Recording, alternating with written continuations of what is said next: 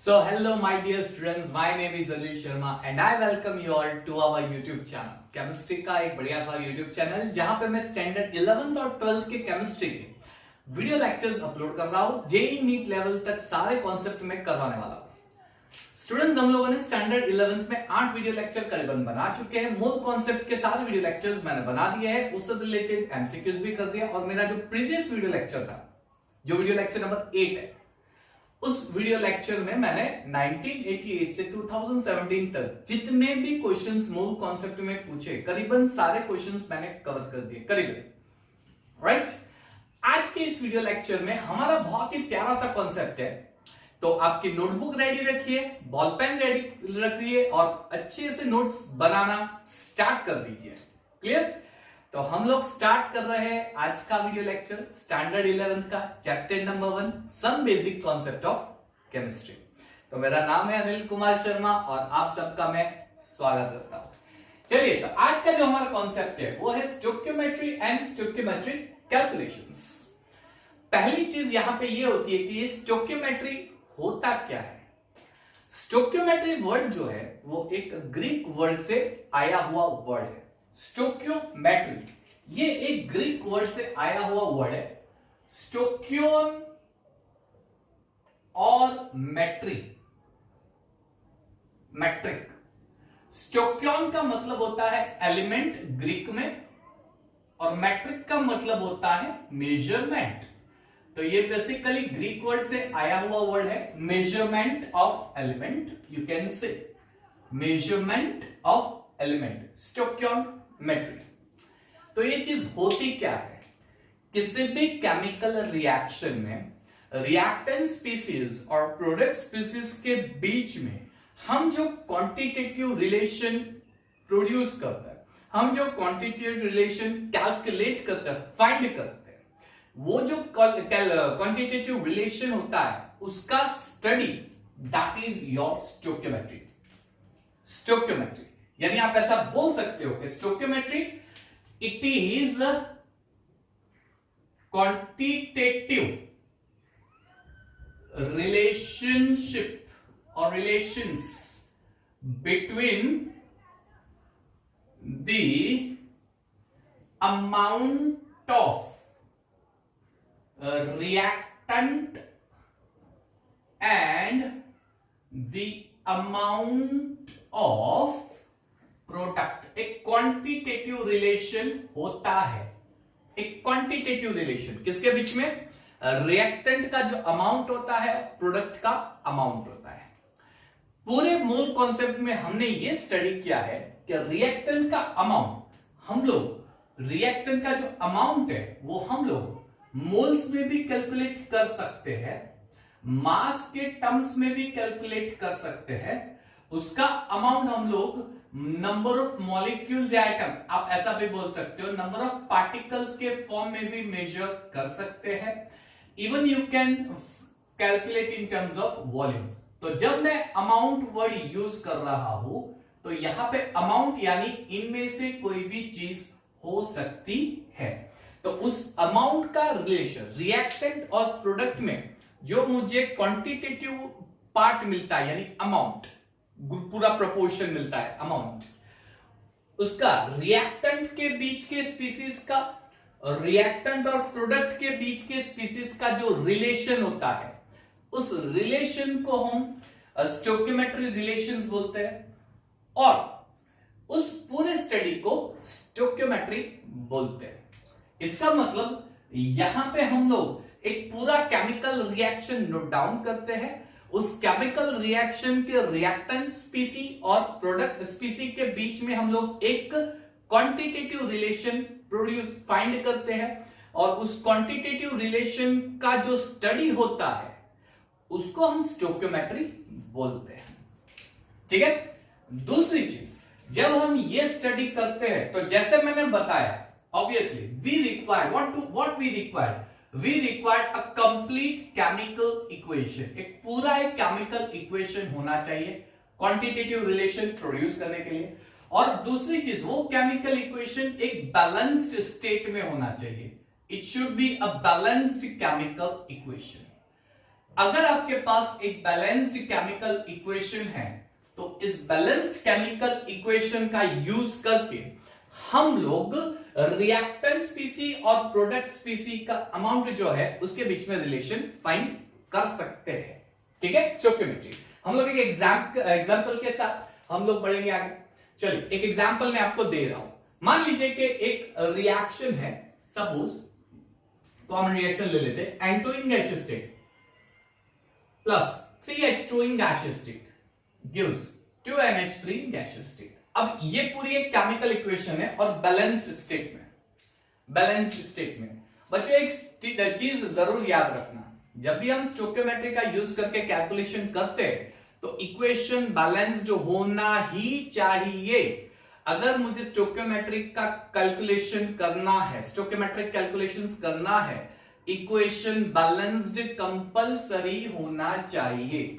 Compulsory balance करना आपको आता ही होगा, स्टैंडर्ड 10 9th में बैलेंसिंग सीख लिया है। अगर नहीं आता है तो आगे जाके अगर टाइम जमा अगर मुझे कुछ लगा तो मैं बैलेंस के रिलेटेड एक पूरा एक वीडियो लेक्चर बना दूंगा, तो आपको बैलेंसिंग करना भी आ जाएगा। फिलहाल हम लोग देखते हैं एक बैलेंस्ड केमिकल इक्वेशन होना चाहिए। अच्छा, उस बैलेंस केमिकल इक्वेशन में नाइट्रोजन, हाइड्रोजन और अमोनिया में जो क्वांटिटेटिव रिलेशन डेवलप करेंगे वो स्टोइकियोमेट्री होती है। एक चीज आप नोट करना, नाइट्रोजन के आगे कोई नंबर नहीं है, हाइड्रोजन के आगे 3 है, NH3 के आगे 2 है, नाइट्रोजन के आगे कुछ भी नहीं है तो 1 तो होगा, 1 तो होता ही है, राइट। अब ये जो 1, 3 और 2 है ये अमाउंट रिप्रेजेंट कर रहे हैं, नाइट्रोजन का amount in terms of what, तो in terms of you can take any of this, in terms of any of this. दिखाता हूं वन बाय वन।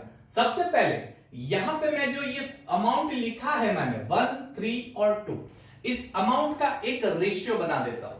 यहां पे रिलेशन मिलेगा 1:2, 3:2 का, यानी रिएक्टेंट और प्रोडक्ट स्पीसी के अमाउंट का मुझे यहां पे एक पूरा रिलेशन बढ़िया सा मिल चुका है। ठीक है, एक पूरा बढ़िया सा रिलेशन मुझे यहां पे मिल चुका है। तो ये जो 1:3:2 लिखा है इसको हम बोलते हैं ratio of stoichiometric coefficients, ratio of stoichiometry coefficients. इसका मतलब एक बैलेंस्ड केमिकल इक्वेशन में हम जो कंपाउंड या मॉलिक्यूलर स्टेट के आगे जो नंबर लिखते हैं उस नंबर को हम स्टोइकियोमेट्रिक कोएफिशिएंट नाम देते हैं। ये एक स्टोइकियोमेट्रिक कोएफिशिएंट होता है, इसे हम स्टोइकियोमेट्रिक कोएफिशिएंट नाम देते हैं। ठीक है, चलिए तो जब मैं एक बैलेंस स्टेट लिखूंगा तो I will get one ratio जिसे हम बोलते हैं स्टोइकियोमेट्रिक रिलेशन। बहुत सिंपल है, ठीक है। उसका मुझे रेशियो मिल गया 1:3:2 रेशियो मिल गया। अब ये 1, 3, 2 क्या रिप्रेजेंट कर रहे हैं? It represents the amount of nitrogen, hydrogen and ammonia. किस तरह से? मान लीजिए कि ये अमाउंट जो है वो मैं मोल के टर्म में रिप्रेजेंट कर रहा हूं, मोल के टर्म में। तो मैं ऐसे लिखूंगा कि ये जो 1 है ये है 1 मोल नाइट्रोजन, ये 3 है ये है 3 मोल्स हाइड्रोजन, और ये जो 2 है ये है 2 मोल्स अमोनिया। तो हम लोग ऐसा बोलेंगे कि 1 मोल नाइट्रोजन 3 मोल्स हाइड्रोजन से रिएक्ट होके 2 मोल्स अमोनिया प्रिपेयर कर रहा है इन टर्म्स ऑफ, यानी ये रिलेशन मैंने लिख दिया है इन टर्म्स ऑफ मोल्स, एक मोल्स के टर्म्स में मैंने रिप्रेजेंट कर दिया है। ठीक है, तो 1 मोल, तो ये जो स्टोइकियोमेट्रिक कोएफिशिएंट है वो हो जाता है 1 मोल, हाइड्रोजन का 3 है वो 3 मोल्स, नाइट्रोजन अमोनिया का 2 है तो 2 मोल्स। तो 1 mole nitrogen react with 3 moles of hydrogen forms 2 moles of ammonia. बहुत ही आसान सी चीज है, राइट।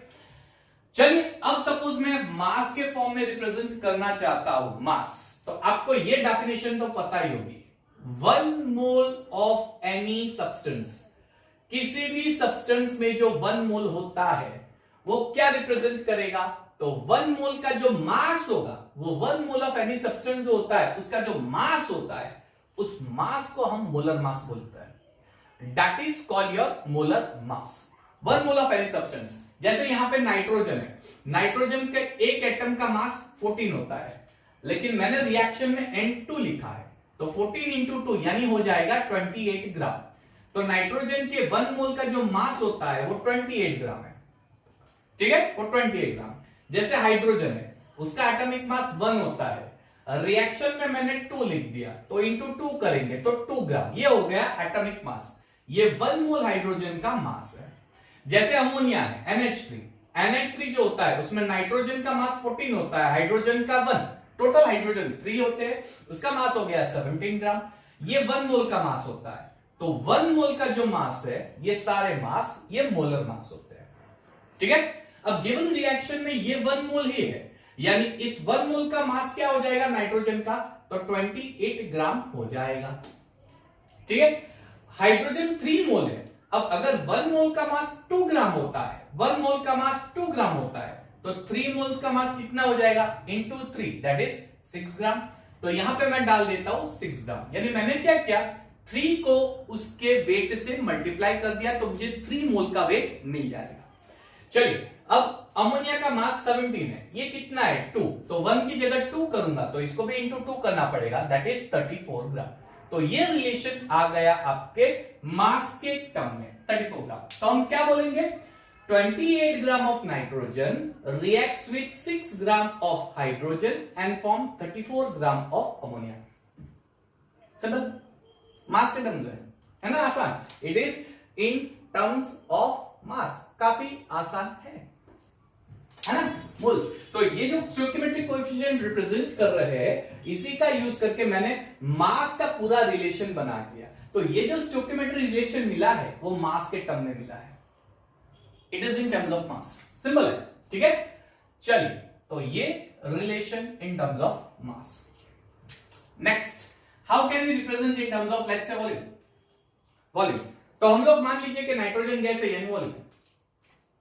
क्लियर, गैसियस स्टेट का हम क्या मेजर करते हैं, वॉल्यूम मेजर करते हैं, वॉल्यूम। तो ये स्टोइकियोमेट्रिक कोएफिशिएंट 1 है, तो हम लोग ऐसा लिख सकते हैं 1 वॉल्यूम ऑफ नाइट्रोजन, ये 3 है, reacts with 3 volume of hydrogen, ये 2 है, फॉर्म्स 2 वॉल्यूम ऑफ अमोनिया। ये क्या हो गया, इन टर्म्स ऑफ वॉल्यूम।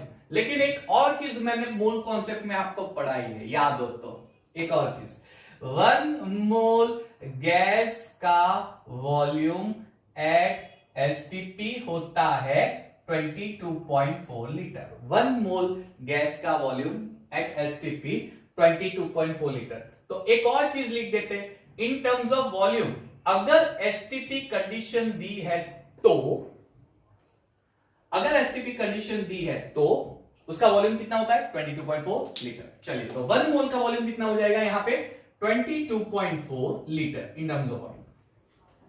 लेकिन यहां पे हाइड्रोजन का तो 3 मोल है, अगर 1 मोल का 22.4 लीटर होता है तो 3 मोल का 3 इंटू 22.4 लीटर, तो 2 मोल का क्या हो जाएगा 2 इंटू 22.4 लीटर। तो इन दोनों में डिफरेंस क्या है, this is volume at any temperature and pressure, और बिलो जो है it is volume at STP, standard temperature pressure. Standard temperature pressure, जहां पे टेम्परेचर होता है 273 केल्विन, प्रेशर होता है 1 बार, 1 एटमॉस्फेयर है 1 बार। तो ये हो गया इन टर्म्स ऑफ वॉल्यूम। मान लीजिए इन टर्म्स ऑफ मॉलिक्यूल लिखना है, तो आप ऐसे भी लिख सकते हो, मोल नहीं दिया है मॉलिक्यूल, तो आप ऐसे भी लिख सकते हो, 1 molecule of nitrogen reacts with 3 molecules of hydrogen and form 2 molecules of ammonia। यह मॉलिक्यूल के फॉर्म में लिखा है, ठीक है। चलो, तो this relation is in terms of a molecule. मान लीजिए मुझे रिलेशन लिखना है इन terms of number of particles, total particle, यानी 1 मोल में टोटल कितने पार्टिकल होते हैं। तो 2 चीजों से रिप्रेजेंट कर सकते हैं, एक मॉलिक्यूल के फॉर्म में और एक एटम के फॉर्म में। चलिए, 1 मोल क्या होता है, Avogadro number, you know very well. So 1 mole Avogadro number 6.022 into 10⁻23 total molecules of nitrogen react with 1 मोल का इतना होता है, लेकिन ये तो 3 मोल है, तो 3 मोल में कितना वॉल्यूम, सॉरी कितने मॉलिक्यूल हो जाएंगे, 3 into 6.022 into 10⁻23 molecules of hydrogen, और ये 2 into 6.022 into 10⁻23 molecules of ammonia form होगा इन टर्म्स ऑफ टोटल मॉलिक्यूल्स। ये टोटल मॉलिक्यूल, सिंगल मॉलिक्यूल और टोटल मॉलिक्यूल में फर्क है, ये मैंने सिंगल मॉलिक्यूल के फॉर्म में रिप्रेजेंट किया, ये टोटल मॉलिक्यूल, ठीक है। चलिए, अगर मुझे एटम के फॉर्म में रिप्रेजेंट करना हो तो यहां पे 1 मॉलिक्यूल में 2 एटम है, तो करना कुछ नहीं है, ये टोटल मॉलिक्यूल में मल्टीप्लाई बाय 2 कर दो। यहां हाइड्रोजन के 2 एटम है, तो करना कुछ नहीं, ये टोटल मॉलिक्यूल में मल्टीप्लाई बाय 3 कर दो, सॉरी 2 कर दो, 2 into 3 into Avogadro number. Ammonia में कितने एटम है, 3 हाइड्रोजन के और 1 नाइट्रोजन के, यानी 4 एटम है, तो 2 into 4 into Avogadro number in terms of atoms. तो ये पूरा क्वांटिटेटिव रिलेशन हो गया, ये पूरा क्वांटिटेटिव रिलेशन किसके बीच में, रिएक्टेंट और प्रोडक्ट के बीच में पूरा। ये जो क्वांटिटेटिव रिलेशन का स्टडी होता है उसे हम स्टोइकियोमेट्री बोलते हैं, और होता है स्टोइकियोमेट्रिक कैलकुलेशंस। तो स्टोइकियोमेट्रिक कैलकुलेशंस होता क्या है, अब एग्जाम में ऐसा थोड़ी ना देते कि 28 ग्राम 6 ग्राम से रिएक्ट हो रहा है, एग्जाम में ऐसे दे सकते हैं, चलिए कि नाइट्रोजन जो है वो हाइड्रोजन से रिएक्ट होकर अमोनिया बना रहा है, मान लीजिए। अब आपको ऐसा बोले कि suppose 14 gram of nitrogen reacts with hydrogen and form ammonia, what is the amount of hydrogen required to react completely with nitrogen. अब आपको मास 14 ग्राम दिया है, वो 14 ग्राम कितने हाइड्रोजन से, कितना वेट, कितने मास हाइड्रोजन से रिएक्ट होगा so that completely nitrogen ammonia बनाएगा, कंप्लीट बनाएगा, कितना होगा। तो अब ये रिलेशन का यूज करेंगे कि भाई मास दिया है तो 28 ग्राम कंप्लीटली रिएक्ट करना हो तो 6 ग्राम चाहिए, तो 14 ग्राम। ये हम सम्स करेंगे, फिलहाल ये हम सम्स करने वाले हैं। इसका मतलब ये सारे रिलेशन का यूज करके हम लोग गिवन क्वेश्चन का कैलकुलेशन करेंगे, जिसे हम बोलते हैं स्टोइकियोमेट्रिक कैलकुलेशंस। यानी स्टोइकियोमेट्रिक कोएफिशिएंट का यूज करके ये सारे क्वांटिटेटिव पर्पस का क्या है, इस सारे क्वांटिटेटिव रिलेशन का पर्पस क्या है, गिवन न्यूमेरिकल में जो मास होता है उसपे से मास फाइंड करना, मोल्स होता है उसपे से मोल्स फाइंड करना, मोल्स होता है उसपे से मास फाइंड करना, वॉल्यूम होता है उसपे से वॉल्यूम फाइंड करना, मास होता है उसपे से वॉल्यूम, ये सारे इंटर रिलेशन बना के आप कैलकुलेशन कर सकते हो। ठीक है बच्चों, चलिए तो ये पूरा स्टोइकियोमेट्रिक, तो अब हम क्या करने वाले हैं, स्टोइकियोमेट्रिक कैलकुलेशंस करने वाले हैं, numericals based on stoichiometric calculations. फिलहाल इसको मस्त बढ़िया सी नोट्स बना दो, अगर आपको बनानी है पॉज करके खत्म कर दो फटाफट। चलिए तो स्टोइकियोमेट्रिक बेस पे न्यूमेरिकल कर लेते हैं। ये पहला सेट है 5 क्वेश्चंस का, आज हम टोटल 10 न्यूमेरिकल्स करेंगे। ये पहला सेट है 5 क्वेश्चंस का, इसमें थर्ड, फोर्थ और फिफ्थ ये एनसीईआरटी के एग्जांपल है। ठीक है, ये जो है ये एनसीईआरटी का जो एक्सरसाइज है उसमें 1.36 नंबर का क्वेश्चन है, और ये एनसीईआरटी के सॉल्व्ड एग्जांपल्स है, 1.6 या 1.7 ऐसा कुछ है एनसीईआरटी, यानी ये दोनों भी आपके एनसीईआरटी के ही क्वेश्चंस है। 1.6 और 1.7 से 1.7 ऐसा कुछ है, सॉल्व्ड एग्जांपल स्टोइकियोमेट्रिक के बाद, उसके कॉन्सेप्ट के बाद। So let's start stoichiometric calculations. हम लोग moles mass relation, mass volume अलग अलग रिलेशंस लेके कैसे कैलकुलेट कर सकते हैं। पहला क्वेश्चन है, how many moles of nitrogen are needed to produce 8.2 moles of ammonia, यानी how many moles of nitrogen, मुझे फाइंड करने हैं नाइट्रोजन के मोल्स, नीडेड टू प्रोड्यूस यानी उसमें से क्या प्रोड्यूस हो रहा है, 8.2 मोल ऑफ अमोनिया, यानी नाइट्रोजन में से अमोनिया बन रहा है बाय रिएक्शन विद हाइड्रोजन, यानी नाइट्रोजन का हाइड्रोजन से रिएक्शन करेंगे तो अमोनिया बनेगा। चलिए सीधे आपकी रिएक्शन ही दे देता हूं मैं। Number 1 reaction, nitrogen reacts with 3 moles of hydrogen and form 2 moles of ammonia. ठीक है, चलिए अब आपको फाइंड क्या करना है, हाउ मेनी मोल्स ऑफ, यहां पे स्टोइकियोमेट्रिक कोएफिशिएंट्स क्या है, नाइट्रोजन का 1 है, हाइड्रोजन का 3 है और अमोनिया का 2 है। तो विद रिस्पेक्ट टू मोल्स, क्यों मोल्स, क्योंकि मुझे मोल फाइंड करने हैं, मोल दिए, यानी with respect to mole calculate करेंगे। तो ये 1 मोल नाइट्रोजन 3 मोल्स हाइड्रोजन से रिएक्ट हो रहा है और 2 मोल्स अमोनिया बना रहा है। अब ध्यान से क्वेश्चन पढ़ो, इस क्वेश्चन में हाइड्रोजन का कोई रोल दिया ही नहीं है, ये सिर्फ रिएक्ट हो रहा है, तो उसका कोई यूज नहीं करेंगे। हम लोग किसका यूज करेंगे, नाइट्रोजन और अमोनिया का। 1 मोल नाइट्रोजन जो है 1 मोल नाइट्रोजन 3 मोल हाइड्रोजन से रिएक्ट करके 2 मोल अमोनिया बनाएगा। अगर आप क्वेश्चन पढ़ोगे तो आपको यह बताया गया है कि अमोनिया का 8.2 मोल्स फॉर्म हो रहा है, यानी अगर 8.2 मोल्स अमोनिया फॉर्म होगा तो वो फॉर्म करने के लिए, वो प्रोड्यूस करने के लिए नाइट्रोजन के कितने मोल्स रिक्वायर्ड है, तो इसे बोलते हैं mole mole relation, moles to moles relation, moles to moles relation.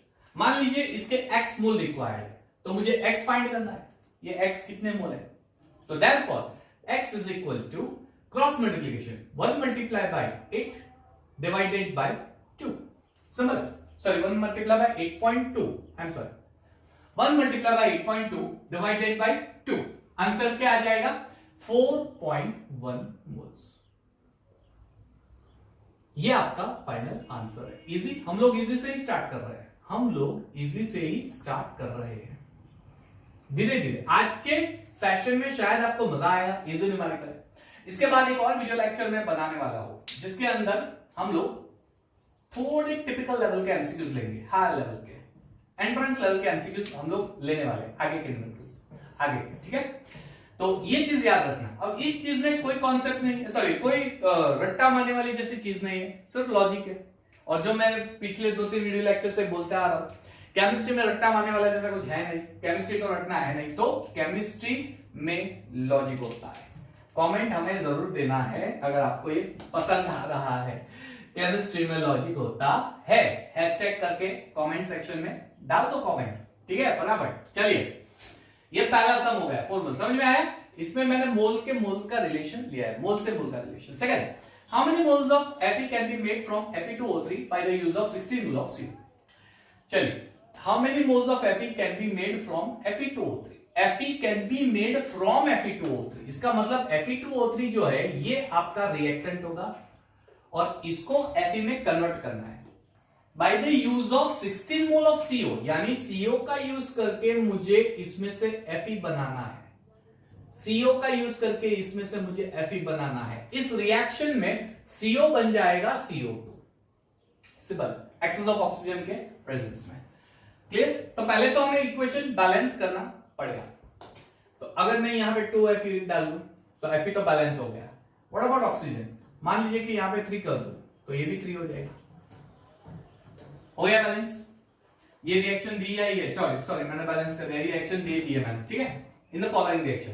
अब आपको ये बोला है कि how many moles of Fe can be made, how many moles, मान लीजिए कि x मोल बनाएंगे from Fe2O3 by the use of 16 mole of CO, यानी CO के मोल दिए हैं 16 मोल, ठीक है। तो 16 मोल ऑफ CO में से कितना Fe बनाएंगे, कितना Fe बनेगा, आपको ये फाइंड करना है मोल टू मोल। तो पहले स्टोइकियोमेट्रिक कोएफिशिएंट देख लो, 1:3:2:3, 1 3 2 3, यानी 1 मोल Fe2O3 3 मोल्स CO से रिएक्ट होगा, बनाएगा 2 मोल्स Fe और 3 मोल्स CO2। अब इसमें मुझे CO पे से Fe फाइंड करना है, यानी ये तो मेरे लिए कुछ काम का रहा ही नहीं इक्वेशन में, सिर्फ ये दो चीज काम के रह गए, है ना। चलिए, तो x की वैल्यू फाइंड कर लेते हैं। यानी अगर मुझे 16 मोल CO दे दिया जाए तो उसमें से x मोल Fe बनेगा, तो ये x मोल Fe क्या होता है, x मोल क्वेश्चन पे से, चलिए फाइंड कर लेते हैं। Therefore x is equal to 16 into 2 divide by 3, 32 upon 3, right. तो 10 पॉइंट समथिंग आने वाला है आंसर, 10 पॉइंट समथिंग आंसर आएगा। 30 डिवाइड बाई 32, 10 32 और 3 10 पॉइंट, फिर 6 आएगा, हाँ 10.6666 चलता जाएगा, यानी 10.67 मोल्स हो गया। ये भी रिलेशन किसका हो गया, मोल टू मोल, यानी मोल दिया है, मोल फाइंड करना है, mole is given, find out mole, simple.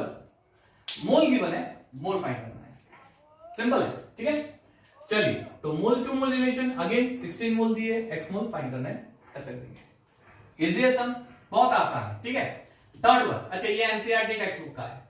Calculate the amount of H2O in grams produced by combustion of 16 gram of methane.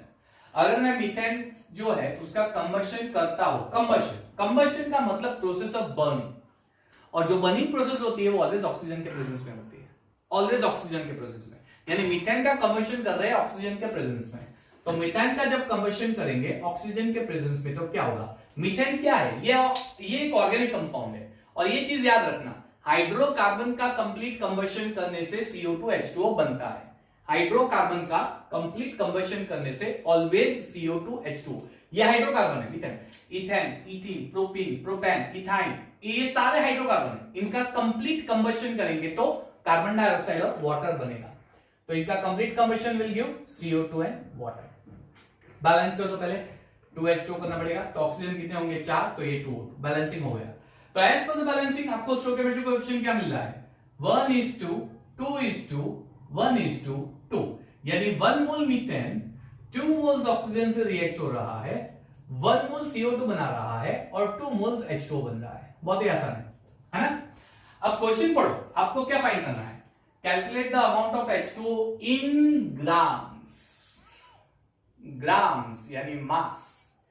H2O का मास फाइंड करना है, यानी यहां पे मैं मोलर मास का पहले ही यूज करूंगा। जब भी आपको मास किसे फाइंड करना है, मोलर मास का पहले यूज करो।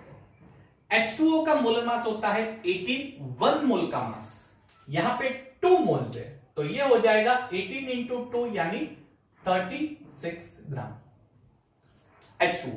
ठीक है, किस पे से फाइंड करना है? 16 ग्राम मीथेन में से फाइंड करना है। चलिए, 1 मोल ऑफ मीथेन कितना होता है? 16 ग्राम। अरे बाबा, ये तो औसम हो गया, आसान हो गया है ना। मीथेन का मोलर मास, 1 मोल का मास 16 होता है, कार्बन 12 हाइड्रोजन 4, 16, और आपको 16 ग्राम ही दिए हैं, यानी 16 ग्राम मीथेन का कंप्लीट कंबशन करेंगे तो आपको इतना वाटर मिलेगा। देयरफॉर वाटर का अमाउंट कितना हो गया? 36 ग्राम। कितना आसान सम है, कोई डिफिकल्ट नहीं है, सीधा सम करना है ना, बहुत आसान सम है। इट्स वेरी वेरी इजी, बहुत इजी है। केमिस्ट्री में लॉजिक होता है, हैशटैग, हैशटैग हैशटैग। चलिए, fourth one, numerical number 4। How many moles of methane are required to produce 22 gram of CO2 after combustion? यानी मीथेन का कंबशन करेंगे, CO2 बनेगा, तो मीथेन के कितने मोल्स रिक्वायर्ड है? यही रिएक्शन हो जाएगी, same reaction. Methane CH4 plus 2O2 gives CO2 plus 2H2O। ठीक है, अब आपको क्या बोला है कि CO2 का 22 ग्राम है, तो ये 22 ग्राम CO2 बनाने के लिए मीथेन के कितने मोल्स रिक्वायर्ड है? मीथेन के कितने मोल्स रिक्वायर्ड है, यानी मीथेन को रखेंगे मोल में, CO2 का कर देंगे मोलर मास। क्यों? क्योंकि CO2 का मास दिया है, मीथेन का मोल फाइंड करना है, तो इसे मोल्स मास रिलेशन बोलते हैं। मोल्स पे से मास फाइंड करना है। पहले तो स्टोइकियोमेट्रिक कोएफिशिएंट वही हो जाएगा, इसलिए मैं तो सीधा लिख रहा हूं 1 मोल मीथेन। अच्छा, इसमें से 1 मोल CO2 बन रहा है, CO2 का मोलर मास होता है 44 ग्राम, तो 1 मोल में से मुझे 44 ग्राम CO2 मिलता है। यानी जब मीथेन के 1 मोल का कंबशन करेंगे 44 ग्राम CO2 मिलेगा, लेकिन यहां पे तो आपको कितने दिए?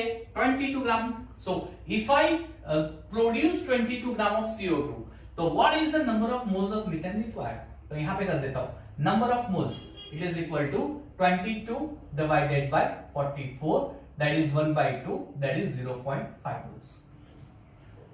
है आसान? क्लियर? आसान सब है केमिस्ट्री, आसान। केमिस्ट्री में लॉजिक होता है ना? हो गया? चलिए, तो नाउ सम नंबर 5 पे चले जाते हैं। चलिए, fifth some. Chlorine is prepared in a lab by treating manganese dioxide with aqueous HCl according to the following reaction। ठीक है, according to the following reaction, यानी ये रिएक्शन आपको दी है। क्वेश्चन ये है कि क्लोरीन इज प्रिपेयर्ड, यानी क्लोरीन इज प्रिपेयर्ड, यानी यहां पे क्लोरीन दिया जाना चाहिए Cl2। ठीक है, chlorine is prepared in the laboratory by treating manganese dioxide MnO2 with aqueous HCl according to the following reaction। How many gram of HCl react with 5 gram of MnO2? एक minute, okay fine. चल, तो आपको ये बोला गया है कि chlorine is prepared by the lab, in the lab, chlorine बना रहे हैं हम लोग लैब में, by treating manganese dioxide MnO2 with HCl। ठीक है, ये रिएक्शन आपको दे दिया according to this reaction. How many gram of HCl? HCl, how many gram of HCl? ध्यान से समझो, how many gram of HCl, इसका मास फाइंड करना है। रिएक्ट विद 5 ग्राम MnO2, यानी ये दे दिया है, इसका मतलब रिएक्शन में इसका तो कोई यूज होने वाला नहीं है, हमें तो सिर्फ इन दो चीजों का यूज करना है, MnO2 HCl। ठीक है, चलिए, तो मैं पूरा रिएक्शन नहीं लिख रहा हूं, सिर्फ MnO2 प्लस HCl लिख रहा हूं, 4 मोल्स ऑफ HCl ये लिख रहा हूं, पूरी रिएक्शन नहीं लिख रहा, वो आप लिख देते। ठीक है, चलिए, Mn का एटॉमिक मास होता है 55 प्लस 2 इंटू 16। चलिए, 55 प्लस 2 इंटू 16, 16 टू 32 और 55, 5 और 2 7, 5 87, यानी इसका 87 ग्राम। HCl का 36.5 होता है, लेकिन 4 मोल्स है, राइट? देखो, HCl का मोलर मास होता है 36.5, ये 1 मोल का होता है, 1। यहां पे ये 4 दिया गया है, यानी 4 मोल्स होंगे, ठीक है। तो 4 मोल्स का कितना होगा आपको ये फाइंड करना है। तो 146 ग्राम होगा, 4 5 20, 24 25 26, राइट, 4 3 12 126 हो जाएगा। 126 ग्राम HCl से रिएक्ट हो रहा है। तो अब क्वेश्चन ये है कि अगर आपको MnO2 5 ग्राम दे देते हैं तो HCl का कितना मास होगा। तो MnO2 अगर 5 ग्राम है तो HCl का कितना मास होगा। Therefore, मान लीजिए कि x ग्राम है तो x is equal to 5 into 126 divided by 87, that's it. इसे मास टू मास रिलेशन बोलते हैं। मास कैसे मास फाइंड करना, ठीक है, मास टू मास रिलेशन बोलते हैं। इसका कैलकुलेशन, इसका आंसर क्या आता है, कैलकुलेट करके बताओ। इसका आंसर देखो 33.6 ग्राम हो जाएगा answer, mass to mass relation, easy, ठीक है। पॉज करके ये पूरे 5 लिख दो, फिर हम नेक्स्ट 5 सेट पे जाते हैं। ओके ओके, सो चलिए आगे बढ़ते हैं, नेक्स्ट क्वेश्चन सेट पे जाते हैं। बोर्ड पे क्वेश्चन नहीं लिखूंगा, लेकिन यहाँ पे साइड पे आपको इमेज दिख गई होगी क्वेश्चन की, right. So without wasting time हम लोग वो इमेज पे देख लेते हैं। आपको क्वेश्चन क्या दिया है, क्वेश्चन ध्यान से पढ़ो। इमेज में, क्वेश्चन में कुछ ऐसा बोला है कि oxygen is prepared by the catalytic decomposition. Oxygen is prepared by the catalytic decomposition of potassium chloride KClO3, यानी KClO3 पोटेशियम क्लोराइड है, उसका कैटालाइटिक डिकम्पोजिशन कर रहे हैं, सॉरी, तो आपको मिल रहा है ऑक्सीजन। ध्यान से देखो question, you will get the oxygen by catalytic decomposition of potassium chloride, और उसके साथ साथ क्या मिल रहा है, पोटेशियम क्लोराइड। तो पोटेशियम क्लोराइड का कैटालाइटिक डिकम्पोजिशन करने से you will gate KCl and you will gate oxygen. ये पहली चीज। अब आपको क्वेश्चन में क्या बोला गया है, ध्यान से देखो क्वेश्चन में कि if 2.5 mole of oxygen is needed for an experiment, how many grams of KClO3 must be decomposed? 2.4 mole of oxygen is 2.4 mole of oxygen is, यानी क्वेश्चन यहां पे ये बोला है कि KClO3 का कैटालाइटिक डिकम्पोजिशन करेंगे तो आपको KCl और O2 मिलेगा। ऑक्सीजन का 2.5 मोल्स है, तो अगर ऑक्सीजन का 2.5 मोल यहां पे एक्सपेरिमेंटली बन रहा है तो KClO3 कितना डिकम्पोज करना पड़ेगा, ठीक है, KClO3 कितना डिकम्पोजिशन करना पड़ेगा। चलिए कर लेते नंबर 6, 2 KClO3, इसका हम डिकम्पोजिशन करते हैं, forms 2 KCl plus 3O। Okay, आपको ऑक्सीजन कौन से फॉर्म में दिया है, 2.4 मोल्स बोला है ऑक्सीजन, राइट, 2.4 मोल्स बोला है, यानी ये जो है मोल्स का रिलेशन हो गया। लेकिन KClO3 में हाउ मेनी ग्राम्स बोला गया है, क्वेश्चन देखो हाउ मेनी ग्राम्स, राइट, बहुत ही आसान सा क्वेश्चन है, हाउ मेनी ग्राम्स, यानी इसका मुझे ग्राम फाइंड करना है, ऑक्सीजन का मोल दिया है, तो ऑक्सीजन को मैं मोल में रखूंगा, इसका मैं ग्राम फाइंड करूंगा। सबसे पहले KClO3 का atomic mass, sorry molecular mass क्या होता है, तो पोटेशियम होता है 39, क्लोरीन होता है 35.5, ऑक्सीजन होता है 16, चलिए 16 3 48, ठीक है। तो ये हो गया आपका मोल मास 0.5, कैलकुलेशन कर दो आपको मिल जाएगा, clear. 49 622 carry over to 2 6 and 4 10 and 12 122.5, यानी 122.5 1 मोल का होता है, यहां पे 2 मोल दिया है। इतना ग्राम KClO3 जब रिएक्ट होगा तो you require, sorry, it will form 3 moles of oxygen, catalytic oxygen, right, catalytic oxygen catalyst के प्रेजेंस में, और कैटालिस्ट कौन सा है, MnO2। तो MnO2 के प्रेजेंस में अगर आप डिकम्पोजिशन करेंगे MnO2 के प्रेजेंस में, तो आपको मिलेगा 3 मोल्स ऑफ ऑक्सीजन। अब मैंने क्या बोला, इसे मोल में ही रहने दो, क्योंकि आपको क्वेश्चन में ऑक्सीजन मोल में दिया है 2.4 मोल्स। तो अगर मुझे 2.4 मोल्स एक्सपेरिमेंटली रिक्वायर्ड है तो उसके लिए ये कितना मास रिएक्ट हो जाएगा, कितना मास इसका रिएक्ट हो जाएगा, यानी कैटालाइटिक डिकम्पोज हो जाएगा, रिएक्ट होना यानी कैटालाइटिक डिकम्पोजिशन। मान लीजिए कि ये x है, फाइंड करो, तो x is equal to 2 multiply by 122.5 multiply by 2.5 divide by 3। ये बहुत ही आसान है, 24 3 8 24 यानी 0.8। अब इसका पूरा कैलकुलेशन कर दो, 2 इंटू 122.5 इंटू 0.8, आंसर क्या आता है वो देख लो, 6 का, क्लियर है। इसका आंसर क्या होगा वो देखो, आपको जो आंसर मिलता है। ओके चलिए, सो बाय कैटालिटिक डिकम्पोजिशन, ये बहुत ही आसान सा सम है जो आपको आना ही चाहिए। 2 into 122.52 0.8। पॉज करके ओपन करो, चलो कैलकुलेट कर दिया, क्या आता है इसका answer 196 gram. This is a final answer, right. Question number 6 आसान इजी है। क्वेश्चन लगता बड़ा बड़ा है लेकिन होता बहुत इजी है, राइट। और इसमें जैसा मैंने बताया नो रट्टा लॉजिक होता है, right. Fine, so that's your question number 6। चलिए 7th पे जाते हैं फटाफट से। 7th पे क्वेश्चन स्क्रीन पे देखो, 7th क्वेश्चन आपको दिया है in on the screen. Question number 7, चलिए क्वेश्चन नंबर 7 क्या दिया है वो देखो। Calculate the weight of Fe which will be converted into its oxide. Weight of Fe which will be converted into its oxide Fe3O4 which will be converted into oxide by action of 14.4 gram of steam. 14.4 gram of steam. Right? Action दिया है steam के साथ Fe3O4, उसमें से आपको मिल रहा है steam के साथ रिएक्शन करेंगे तो आपको Fe3O4 मिल रहा है और हाइड्रोजन स्प्लिट हो रहा है। चलिए रिएक्शन भी नीचे दे दिया आपको, Fe स्टीम के साथ रिएक्ट हो रहा है प्लस H2, क्या बना रहा है बहुत ही आसान, Fe3O4 plus H2। I guess आपको इक्वेशन यहां पे बैलेंस करके भी दिया होगा, देख लो बैलेंसिंग है, राइट। ये है 3Fe और ये है 4H2, क्लियर। अब 4H2 है यानी 4 जाएंगे 4H2, ये बैलेंसिंग फॉर्म में ही आप देख सकते हो, क्लियर। अच्छा क्वेश्चन में स्टोइकोमेट्रिक कोएफिशिएंट अगर आप देखोगे तो ये 3 मोल है, रेशियो हो जाएगा 3:4:1:4। अब आपको क्या क्या रिक्वायर्ड है क्वेश्चन ध्यान से देखो, क्या फाइंड करना है और क्या चीज रिक्वायर्ड है, ध्यान से देखो question, clear.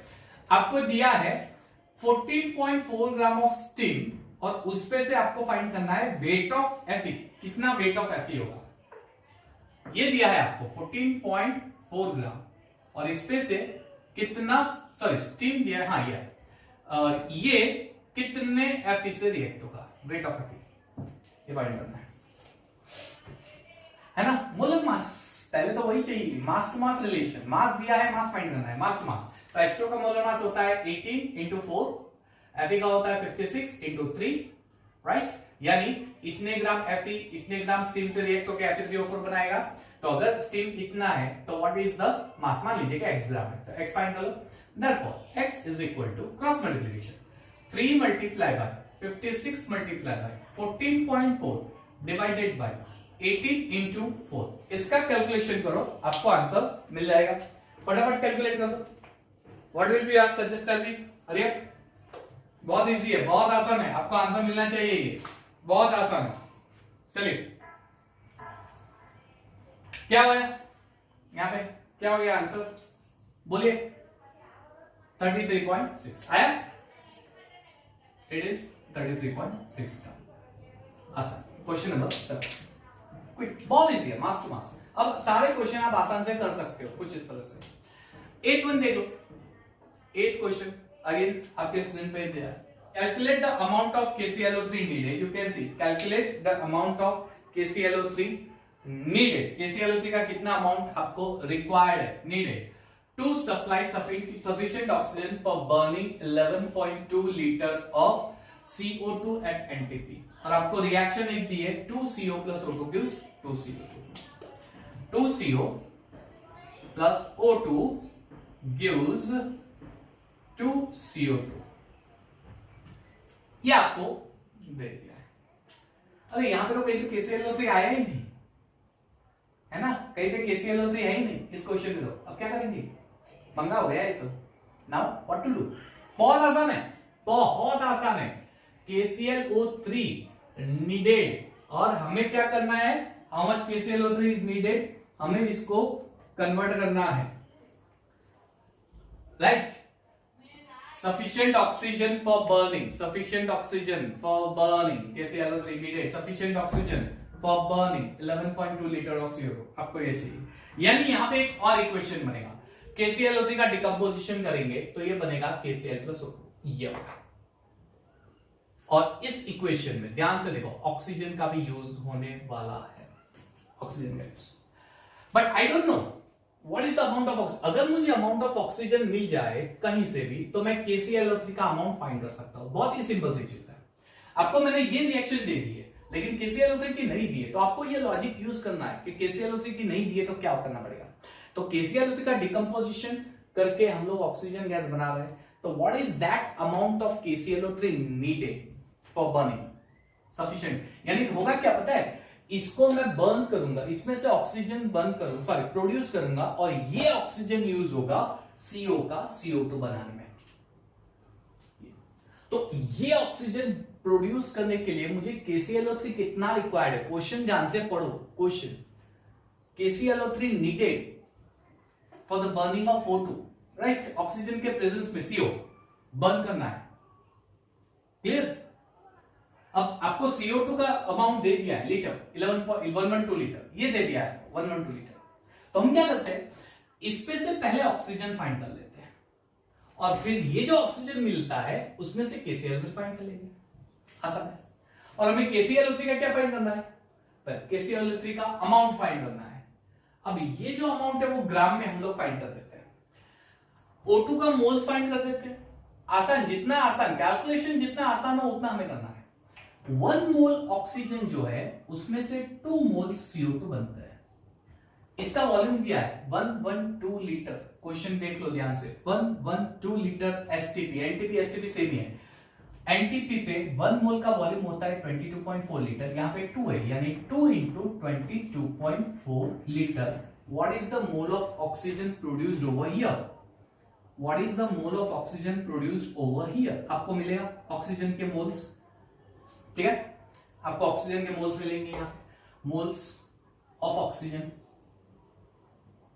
It is equal to 2 into 22.4 divided by, अब कुछ गलती की ना ये से 1 मोल, मुझे तो फाइंड करना है 112 लीटर पे, सॉरी क्या, चलिए ये तो 1 मोल का है लेकिन मुझे 112 लीटर पे कितना ऑक्सीजन का मोल है, आई एम सॉरी, ये कुछ ऐसा होगा, ठीक है। चलिए ऑक्सीजन के मोल्स फाइंड कर लेते हैं।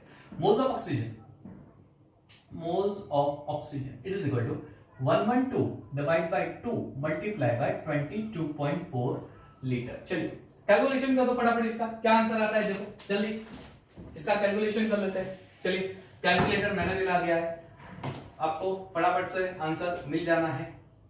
ओके चलिए, सो 112 divided by 2, 112 divided by 2 divided by 22.4, चलिए 2.5 मोल्स हो गए आपके, 2.5 मोल्स ऑक्सीजन मिल गया। अब इस ऑक्सीजन का यूज करके KClO3 फाइंड करेंगे। क्वेश्चन ध्यान से समझना, how many grams of KClO3 is needed to supply sufficient oxygen, यानी KClO3 में से ऑक्सीजन मिलेगा, वो सफिशिएंट ऑक्सीजन यहां पे सप्लाई करेंगे और CO2 बनाएंगे जिसका वॉल्यूम होता है 112 लीटर, है ना ये। चलिए तो अब मुझे ऑक्सीजन कितना मिला है 2, चलिए पहले तो रिलेशन देख लो, ये 2 मोल होता है तब मुझे मिलेगा ये 3 मोल्स ऑफ ऑक्सीजन। अच्छा KClO3 का मोल्स तो यहीं पे मैंने फाइंड कर लिया 122.5 into 2, सो 2 into 112.5, उसमें से मुझे मिलता है 3 मोल। तो अगर मैं 2.5 मोल्स ऑक्सीजन ले लूं तो कितना मास मिलेगा KClO3, so mass of KClO3 it is equal to 2 into 112.5 into 2.5 divided by 3। इसका जो आंसर आता है वो कैलकुलेट कर लो, चलो 2 multiply bye 112.5 multiply by 2.5 2.5 divided by 3, ये आंसर आएगा 187.5, ये आंसर आपका आएगा 187.5। क्लियर। वापस इतने ग्राम्स KClO3 को बर्न करेंगे तब 3 मोल ऑक्सीजन मॉलिक्यूल बनेंगे, लेकिन यहां पे तो मुझे कितने मोल मिल गए 2.5 मोल्स, तो what is required. Clear. So weight कितना है 122.5, I am sorry it is 122.5, गलती, तो कैलकुलेशन वापस चेंज हो जाएगा, अरे बाप रे।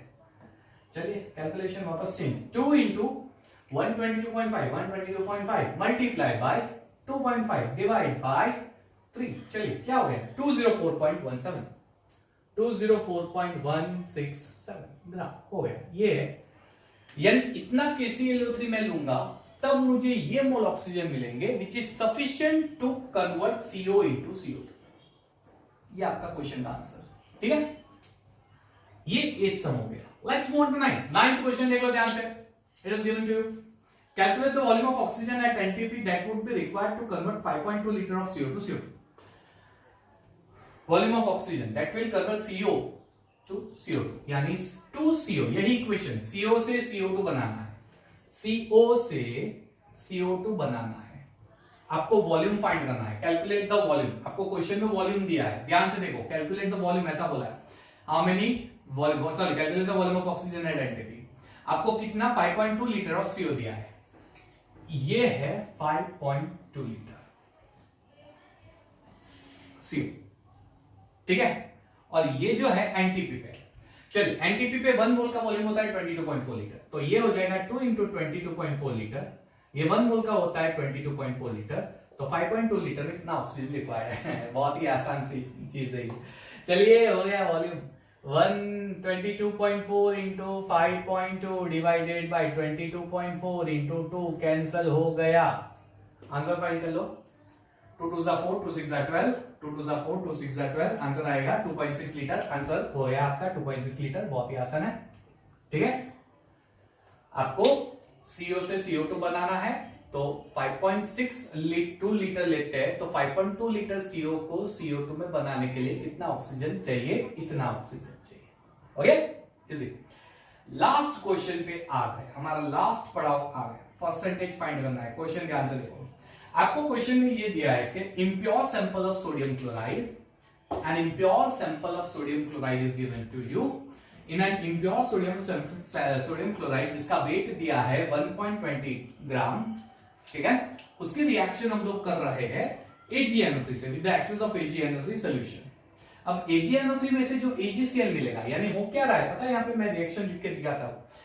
NaCl जो है ना, वो AgNO3 से रिएक्ट हो रहा है, और AgNO3 में से वो बना रहा है NaNO3 और AgCl। अब ये जो AgCl आपको मिला है ना, ये इम्प्योर सैंपल है जिसका 1.20 ग्राम है। अब आपको जो AgCl मिला है ना, उसका वेट दे दिया है, देखो 2.40 ग्राम एज अ परसेंटेज। AgCl 2.40 ग्राम ये दिया है, तो आपको फाइंड करना है परसेंटेज प्योरिटी ऑफ NaCl। अच्छा, परसेंटेज प्योरिटी का मतलब क्या है, तो NaCl प्लस इम्प्योरिटी, इसका टोटल वेट होता है 1.20 ग्राम। प्योरिटी ऑफ NaCl यानी सिर्फ और सिर्फ NaCl का वेट, सिर्फ और सिर्फ NaCl का वेट, सिर्फ और सिर्फ NaCl का वेट, यानी परसेंटेज फाइंड करने हो तो क्या करना पड़ेगा, सिर्फ और सिर्फ NaCl का वेट फाइंड कर लो, कितना होता है, डिवाइड बाय टोटल यानी 1.20 मल्टीप्लाई बाय 100 करेंगे, आपको NaCl का परसेंटेज प्योरिटी मिल जाएगा। अब क्वेश्चन ये आता है कि NaCl का वेट फाइंड करेंगे कैसे, तो ये जो AgCl का मास दिया है ना, उसमें से फाइंड करो। चलो, NaCl उसका मॉलिक्यूलर वेट कितना होता है 23 एंड 58.5 ग्राम। AgCl का कितना होता है 108 एंड 35.5, 108 108 35.5 और 143.5, यानी इतने ग्राम NaCl में से मुझे इतने ग्राम AgCl मिलेंगे। बहुत ही आसान है, क्लियर।